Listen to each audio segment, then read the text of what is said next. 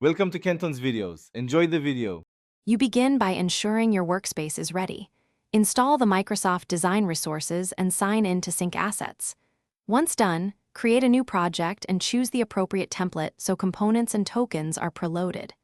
Make sure to import your brand tokens, colors, typography, spacing, because they drive consistency across screens.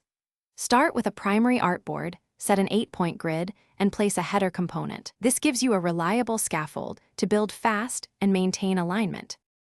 You now construct the core UI, build reusable components, and define variants for states and sizes so maintenance is easier later. As you design, apply tokens for color, elevation, and scale to enforce design language. This is why tokens matter. They let you update across the whole system.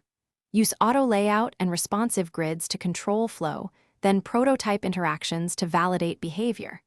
Once interactions feel correct, run a quick accessibility check and iterate on contrast and focus order. You finish by building interactive prototypes and documenting handoff details so engineers can implement accurately. Export assets at 1 and necessary densities, and provide tokens JSON plus component usage notes to reduce ambiguity. Once delivered, review feedback and update the design system to reflect changes. This keeps future work aligned.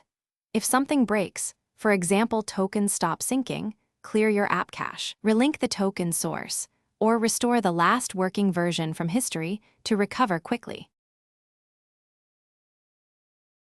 Thanks for watching. Consider subscribing if we helped you.